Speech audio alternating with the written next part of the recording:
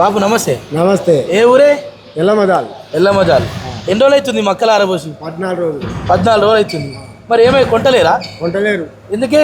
ఇక వస్తలేరు. ఎవరు? కాంగ్రెస్ వాళ్ళు. కాంగ్రెస్ వాళ్ళు కానీ సేట్లు కానీ. సేట్లు కానీ. అంటే ఇప్పుడు ఈ కేంద్రాలు ఎప్పుడు ప్రారంభిస్తారని ఏమైనా చెప్పిరా? ఏం చెప్పలేదు, దసరా వెళ్ళాక అన్నారు. దసరా వెళ్ళినాక అన్నారు. మరి ఇప్పటికి కూడా కొనలేకపోతే మీరు ఎన్ని రోజులు ఆగం ఇడికి వచ్చి? ఇక వానల నానుడు ఎండల ఎండు రోజు తిరుగుడు అనిపిట్టు రోజు అంతా మన ఖర్చు. మరి ఇట్లయితే కష్టమవుతుంది కదా బాబు. కష్టమేనా? ఇప్పుడు ఈ కాంగ్రెస్ గవర్నమెంట్ ఏం చెప్పింది తెలుసా? రైతులకు 2400 రూపాయల మద్దతు ధర ఇస్తున్నాము మద్దతు ధర అని చెప్పి వాళ్ళు చెప్తారు. మీరు దళారులకు ఎంత అమ్ముకుంటారు? 18, 17, 17, 17.5. మరి ఇట్లయితే నష్టపోతారు కదా.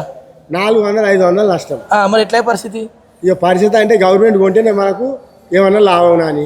మరి అప్పుడు ఇదే గవర్నమెంట్ ఇప్పుడు కొంటే మంచిదని నువ్వు అంటున్నావు కదా. మరి కేసీఆర్ 10 ఏళ్ళు ఉండే కదా ఉన్నాడు. అప్పుడు ఎట్లుండే? అప్పుడు దేనికి మాకు ఉద్దేశం మళ్ళీ దేనికి రాని లేకుండే. మందు బత్తాలు కానీ, ఊరియా సంచులు కానీ, అడుగు బత్తాలు కానీ, అది ఒక్కదానికి ఆయన మాకు అండదండగా ఉండి మాకు ఒక కన్న తండ్రి లెక్క చేసిండు ఆయన. వాళ్ళు కేసీఆర్ గారు. అంటే ఇప్పుడు నువ్వు యూరియా అంటే గుర్తుకొచ్చింది. ఎన్ని బస్తాలు ఇస్తారు యూరియా బస్తాలు? ఏకురానా ఒకటి ఇచ్చిర్రు. ఎల్లమదాల నుంచి రావంచ పోతే రావంచ కాడ దొరకపోతే పుల్లూరు పోయి తెచ్చినాం. పుల్లూరు పోయి తెచ్చినావు.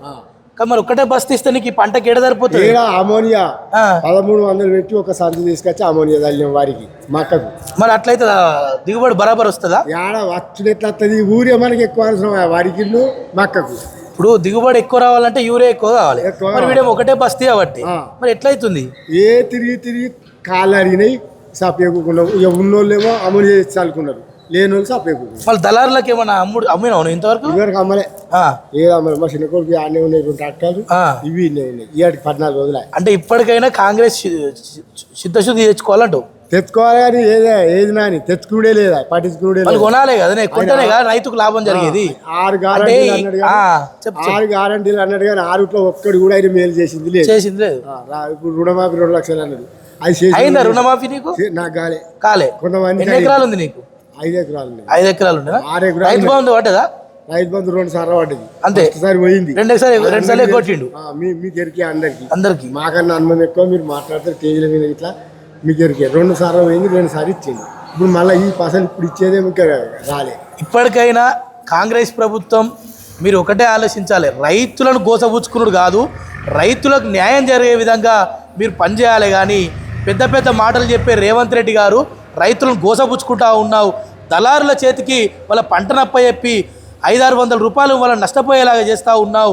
పంటను కొనుగోలు చేయాలి, కొనుగోలు కేంద్రాలు ఏర్పాటు చేయాలి. నువ్వు వెంటనే తొందరగా నువ్వు కొనుగోలు కేంద్రాలు ఏర్పాటు చేసి రైతులకు న్యాయం చేయాలని చెప్పేసి.